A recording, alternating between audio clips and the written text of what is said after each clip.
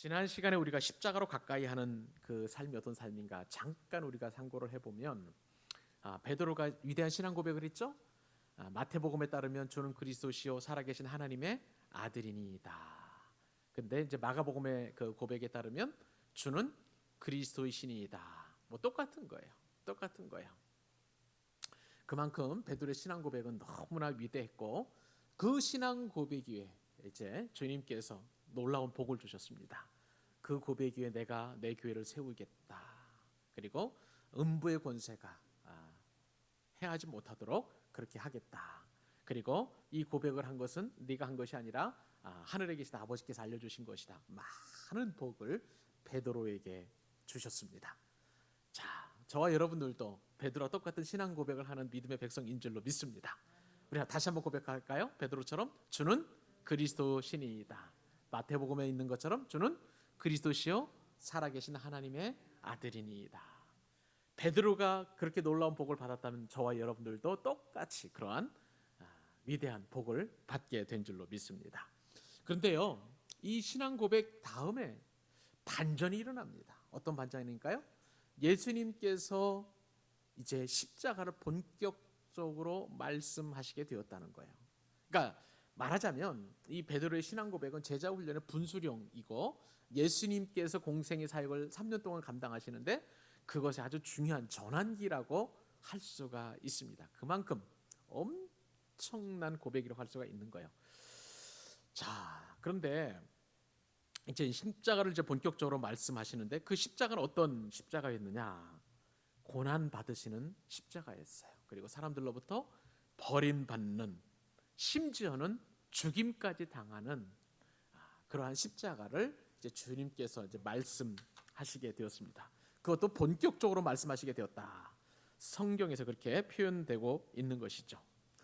자, 그런데 베드로의 입장에서 보면 불과 1분 전, 2분 전에까지 주는 그리스도입니다라고 고백했던 이 베드로의 입장에서 보면은 이 예수님의 십자가를 지신다는 이 말씀을 도저히 받아들일 수가 없는 거예요.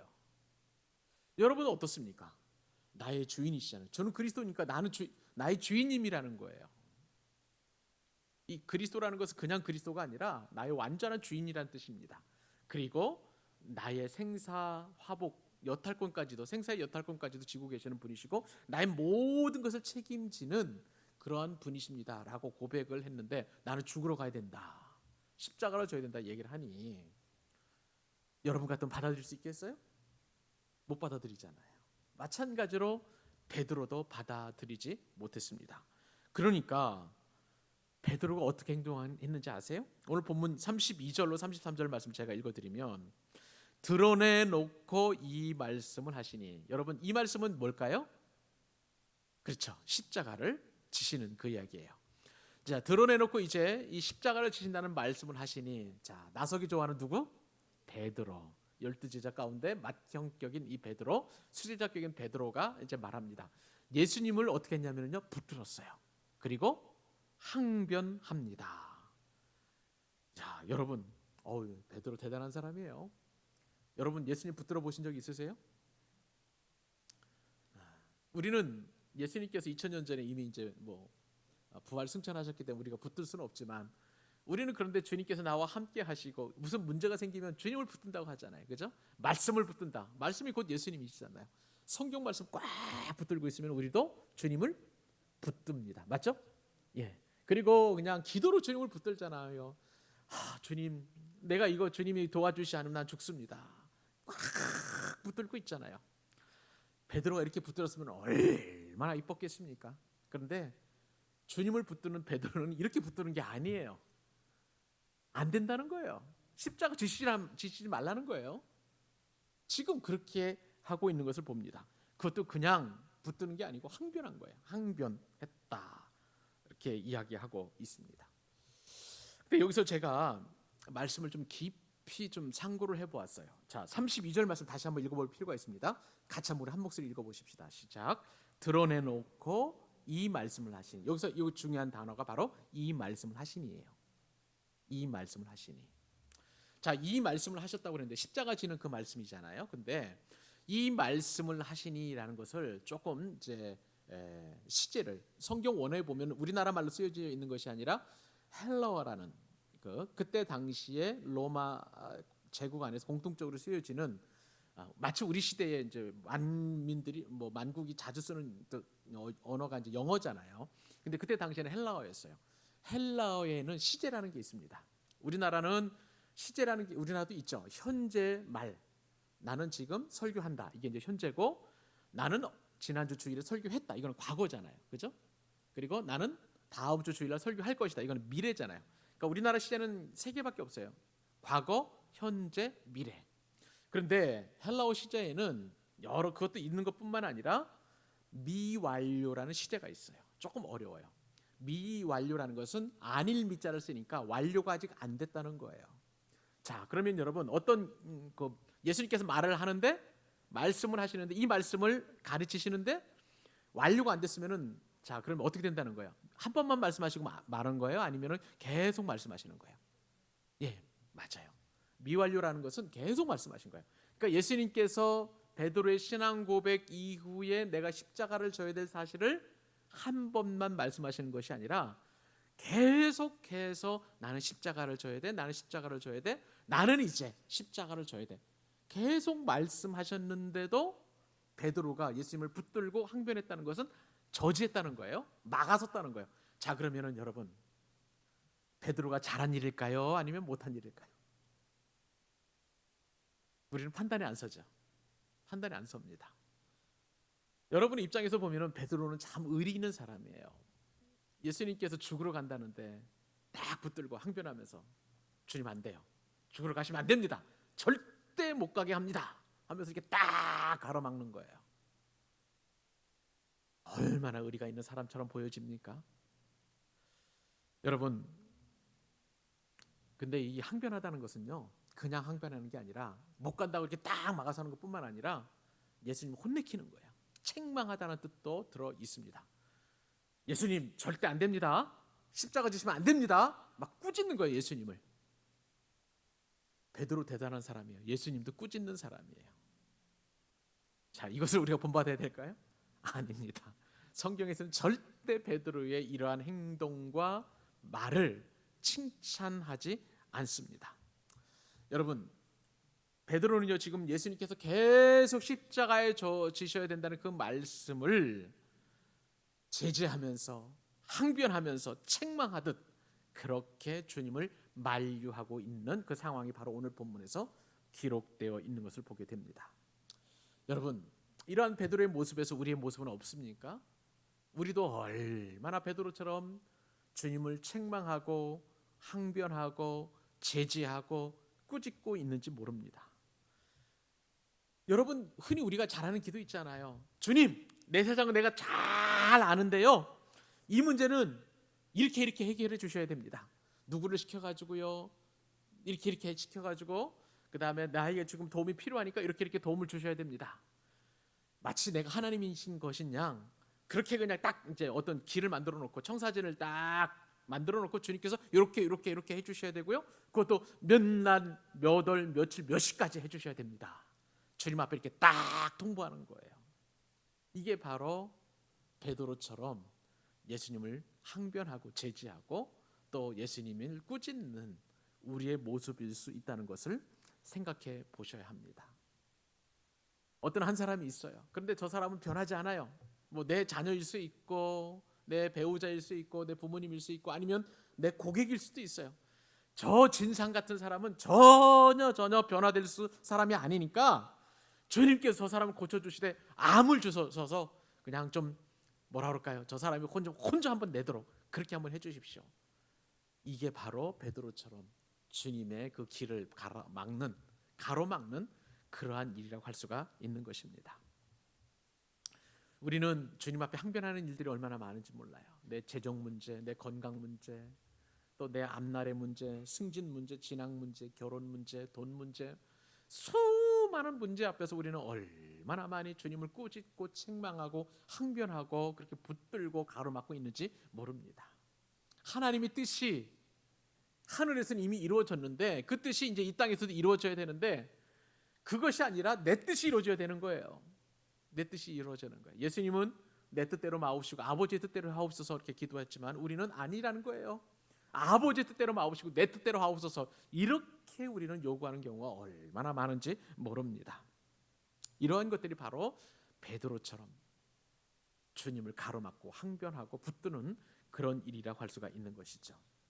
자, 그러면 인간적인 그런 의리를 보인 그 베드로에게 예수님께서 칭찬하셨나? 한번 우리가 깊이 생각해 볼 필요가 있습니다. 33절 말씀 같이 한번 읽어볼까요? 자, 33절 읽습니다. 시작. 예수께서 돌이키사 제자들을 보시며 베드로를 꾸짖어 이르시되 그 다음에 너 가라. 네가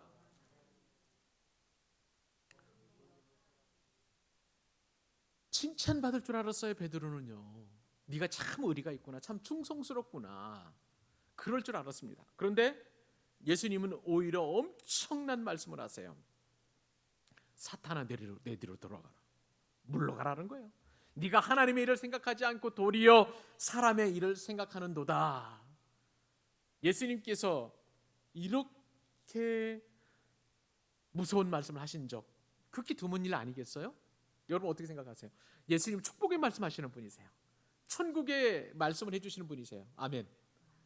그러니까 우리를 항상 격려해 주시고 위로해 주시고 힘을 주시고 용기를 주시는 그런 하나님의 아들이신데 예수님의 말씀이 이렇게 독하게 나온 적이 있나요? 제 기억에는 이 말씀하고 그 다음에 바리새인들을 향하여 독사의 자식들 할 때 그때 외에는 그렇게 주님께서 이렇게 험한 말씀하신 적이 없으십니다. 여기 보면은요 예수님의 마음이 얼마나 지금 무너져 내리는지, 예수님의 마음이 얼마나 지금 원치 않는 그런 상황이었는지 우리가 어렵지 않게 짐작을 하게 되는 것입니다. 여러분, 자, 예수님께서 이렇게 말씀하시기까지 그 행동을 잠깐 더 한번 살펴보십시다. 예수께서 돌이키사 이렇게 말씀하셨어요. 성경에. 그죠? 33절 앞쪽에 보니까 예수님께서 돌이키사 제자들을 보시고 그 다음에 베드로를 꾸짖었습니다. 자, 돌이키셨다는 것은 예수님께서 가시는 그 길을 잠시 멈추시고 되돌아보셨다는 거예요. 이 베드로의 행동에 대하여 경고를 하시는 것입니다. 근데 이 베드로의 행동에 대하여 말에 대하여 베드로만 경고하시는 것이 아니라 그 다음에 말씀을 보면은 제자들을 보시며, 그죠?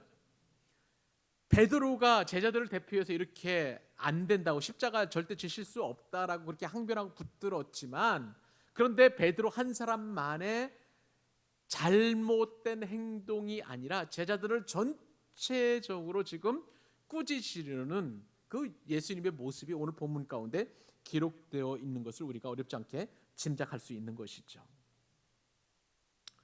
베드로만 꾸짖는 것이 아니라 제자들 전체 꾸짖는 예수님의 모습이십니다. 여러분, 군대에 가면은요 연대 책임이라는 거 있는 거 여러분 아세요? 연대 책임이 있습니다. 만약에 한 소대, 뭐 예를 들어 21명이면 21명, 뭐 18명이면 18명, 뭐 중대, 그다음에 뭐 연대가 있는데 이 소대원 가운데 한 사람이 잘못을 하면 그 소대 전체가 다 얼차려를 받아요. 중대에서 만약에 한 사람이 그 뭐라 그럴까요? 좀 뭐 예를 들어서 뭐 탈영을 한다. 그런 어떤 중범죄를 지면 그 중대 전체가 다 연대 책임을 묻게 됩니다. 왜요? 군인들은 전쟁에서 함께 죽고 사는 생사고락을 같이 해야 하는 전우들이기 때문에 한 사람이 나 혼자쯤이야 하는 그런 마음을 갖게 되면 모든 사람들이 다 책임을 짓는 그러한 이제 운명 공동체인 것이죠. 12명의 제자들도 마찬가지예요. 주의 복음을 증거하고 사도로서 예수 그리스도의 죽음과 부활을 열방까지 유대와 사마리아와 예루살렘과 온 유대와 사마리아와 땅끝까지 이르러서 이처럼 주의 복음을 증거해야 될 그런 소중한 운명 공동체인데 베드로가 이처럼 대표적으로 말해서 제지하는 그러한 이제 잘못을 저질렀지만 주님이 보시기에는 베드로나 나머지 11 제자들이나 똑같이 그렇게 연대 책임을 물으면서 또 책망을 들어야 될 그런 사건이었다는 것입니다. 왜냐하면 베드로의 11 제자들이 있었잖아요. 근데 이 11 제자들이 십자가에서 예수님께서 죽으신다는 그 말씀을 듣고도 다른 제자들 역시도 동의하지 않았기 때문에 그러는 거예요. 만약에 주님께서 하신 말씀이 옳습니다라고 그 11 한 제자 베드로 외에 11제자 그 가운데 한 사람만이라도 이렇게 동의해 주었으면 베드로 예수님께서 그렇게 가시던 길을 돌이키셔서 제자들을 쳐다보시고 베드로를 꾸짖지는 않으셨을 거예요. 아니면 이 제자가 아무개 제자가 잘 말했는데 너희들은 이 말을 잘 기억해야 한다라고 그렇게 교훈하셨을는지도 모릅니다. 그런데 그렇지 않아요. 지금 12제자 모두에게 다 지금 연대 책임을 물으시는데 얼마나 혹독하게 말씀하시는지 주님께서 하시는 말씀 여러분 다시 한번 보실래요? 사탄아 내 뒤로 물러가라. 네가 하나님의 일을 생각하지 아니하고 도리어 사람의 일을 생각하는도다. 일단은 베드로의 그 행동은 하나님의 일입니까? 사탄의 일입니까? 그렇죠. 사탄의 일이라는 거예요. 그리고 사람의 일이라고 분명하게 주님께서 말씀하고 계시는 것입니다. 여러분, 우리가 사탄의 짓 하는 거 어렵지 않습니다. 하나님의 뜻에 거슬리기만 하면 우리가 일부러 사탄의 뜻을 쫓을 필요는 없어요. 왜냐하면 하나님의 뜻을 거역하거나 혹은 무시하거나 그것에 대하여 순종하지 않으면 그 자체가 사탄이 되어버리는 거예요. 베드로도 사탄이라고 하는 것이 아니라 베드로를 유혹하고 있는 사탄을 지금 꾸짖고 있는 것을 보게 됩니다. 그러한 사탄의 유혹에 베드로가 미혹당한 것이고요. 그리고 사람의 일로 예수님께서 십자가 지시는 일을 사람의 일로 치부해서 예수님을 제지하고 항변하고 붙드는 것을 오늘 말씀을 통해서 우리가 알게 되는 거예요. 예수님께서요, 사탄아 내 뒤로 물러가라 이렇게 말씀하신 것은 공생의 사역 시작하실 때 한 번 했던 것을 우리가 알게 됩니다. 마태복음 4장 10절 말씀에 따르면 마귀가 세 가지 시험을 하잖아요. 그죠? 세 가지 시험. 첫 번째는 돌덩이를 떡덩이로 만들어 버리라. 그 다음에 두 번째 시험은 성전 꼭대기로 예수님을 모시고 올라가서 거기서 만약에 뛰어내려라. 네가 만약에 하나님의 아들이거든 천사들이 나와서 네 발을 받칠 것이다. 이렇게 이야기를 하고요. 그 다음에 이제 마귀가 세 번째 시험은 저 지극히 높은 곳으로 높은 산으로 올라가서 천하 만국과 모든 영광을 다 보여주며 네가 만일 엎드려서 내게 경배하기만 하면 이건 모든 것을 다 주겠다. 그렇게 마귀가 말했을 때에 예수님께서 세 번째 시험에서 바로 이 말씀을 하시는 거예요. 사탄아 내 뒤로 물러가라. 기록되었을 때 주 너의 하나님을 경배하고 다만 그를 섬기라. 그렇게 해서 말씀으로 이제 마귀를 물리칠 때에 하신 말씀이 바로 사탄아 내 뒤로 물러가라. 그러니 지금 베드로의 이 말은 십자가를 지실 수 없다는 이 항변은요 사탄의 말하고 똑같은 거예요. 그만큼 주님이 하셔야 되는 이 하나님의 일을 깎아내리고 예수님을 폄하하고 그리고 예수님이 하셔야 되는 그 일에 대하여 전혀 개념 없이 한 말이라는 것을 우리가 어렵지 않게 짐작을 할 수 있는 것입니다. 여러분 이 말씀을 들은 베드로는 어떻을까요? 감정이 아유 주님 옳습니다. 그렇게 생각했을까요? 저 생각에는요 성경에 기록되어 있지 않지만은 몹시 베드로의 마음이 서운했었을 것 같아요. 섭섭했었을 거예요. 생각을 해보세요. 5분 전에 10분 전에 주님께 베드로가 주는 그리스도인이다 말 한마디 잘해가지고 온갖 칭찬과 축복을 다 받았어요. 근데 5분 지나가지고 안 돼요. 주님 십자가 질 수 없습니다. 딱 그렇게 얘기를 했더니 이번에는 사탄은 내 뒤로 물러가더라. 야 이게 한 10분 사이에 그냥 베드로는 천국과 지옥을 왔다 갔다 하는 그러한 상황이 전개가 되고 있지 않겠는가라는 그런 생각을 해보게 됩니다. 여러분 예수님께서는 베드로의 마음을 몰랐을까요? 저는 알고 있었을 거라고 생각이 됩니다. 모든 것을 아시는 주님은 예수님을 사랑하고 아끼는 베드로의 마음을 모르지 않았을 거예요. 하지만 베드로의 생각은 하나님의 일을 생각한 것이 아니라 사람의 일을 생각한 것이라고 할 수 있는 거예요. 주님께서 그렇게 말씀하셨잖아요. 베드로는 예수님께서 십자가를 지셔야 한다는 하나님의 뜻을 생각하지 않고 주님을 붙들어 놓고 베드로에게는 나름대로 좀 생각이 있었어요. 왜냐하면 예수님께서 이제 메시아이시고 이제 다윗의 후손이로서 다윗과도 같이 옛날에 그 다윗이 누렸던 그 부국 강병의 엄청난 나라를 세울 것에 대한 꿈을 가지고 있었어요. 그래서 베드로와 12제자들은 나머지 11제자들은 예수님을 따라다닌 이유가 대부분 이처럼 십자가를 지고 순교하고 이런 쪽과 전혀 상관없이 이거는 전혀 계획이 없었던 일이고 주님이 왕이 되시면 나는 우의정에, 나는 좌의정에, 나는 뭐 영의정에 이런 개념을 가지고 주님을 따랐기 때문에 예수님께서 나는 죽어야 된다 이렇게 얘기하는 것은 베드로 입장에서 보면 말릴 수밖에 없는 그런 일이었던 것입니다. 그러므로 그것은 사람의 일이었고 사탄으로 유혹을 받아서 하나님의 일을 방해하는 그러한 것이기 때문에 주님께서 이렇게 혹독하게 꾸짖고 책망하시는 것을 보게 되는 것입니다. 여러분, 여기서 우리는 하나님의 일과 또 사람의 일을 구분하는 분별력을 지녀야 될 줄로 믿습니다.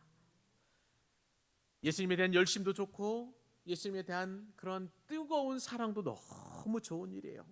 교회에 대한 열심도 좋고 사랑도 좋습니다. 그러나 이것을 분별하는 일은 하나님의 일과 사람의 일을 분별하는 것은 하나님보다 더 사랑하는 것들은 그것이 설령 사역이라는 이름으로 불려진다 할지라도 그것은 하나님의 일이 아니라 사람의 일임을 우리는 꼭 명심해야만 하는 것입니다. 여러분, 우리는 하나님의 일을 하면서도 베드로처럼 인간적으로 이렇게 생각할 수가 있는 거예요.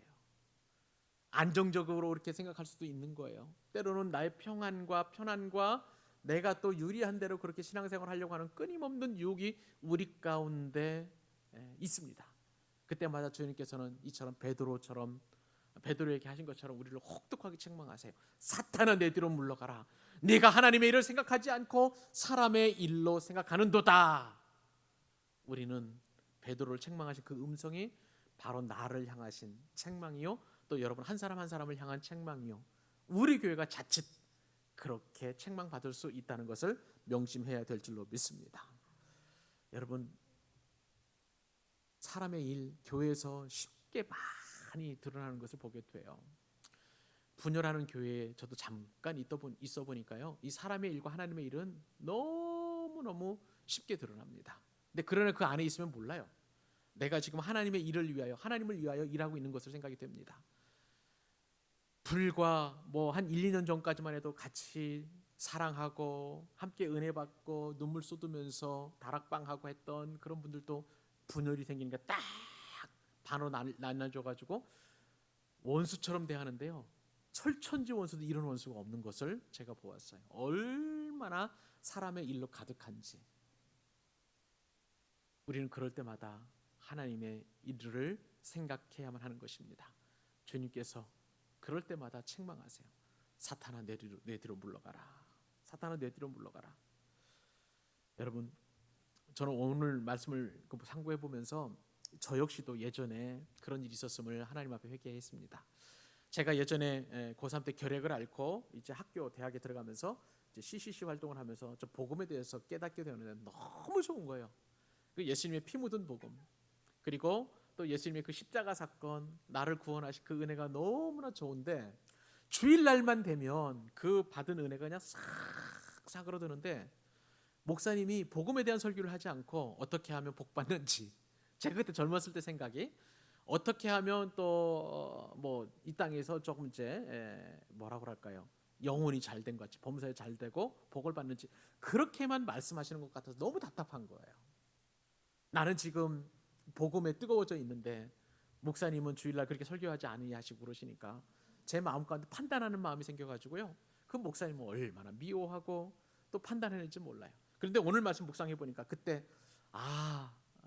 제가 조금 은혜 받았다고 참 하나님의 일을 사람의 일로 그렇게 생각했구나 생각하면서 회개를 하는 그런 마음을 갖게 되었습니다.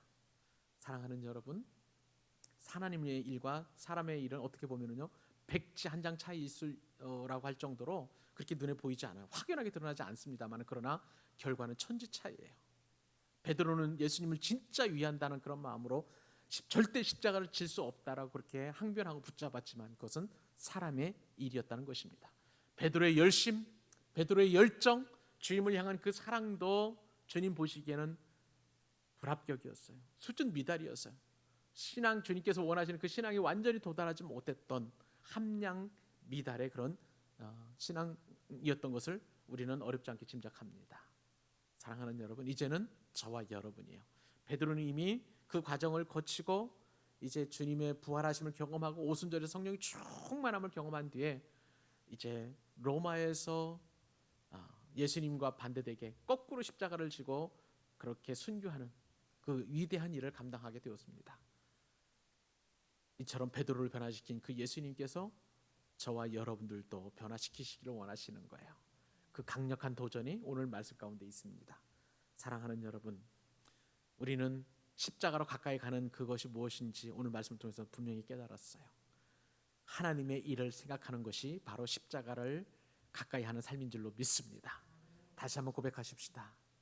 하나님의 일을 생각하는 십자가, 그것이 바로 십자가를 가까이 하는 그 삶이라는 것을 깨달으시고 여러분들 가운데 마음 깊이 새겨놓으셔서 마음의 그 비석 신비에 새겨놓으셔서 주님 오시는 그날까지 십자가를 날마다 지고 주님만 의지하는 여러분 되실 수 있기를 우리 주님의 이름으로 축복합니다.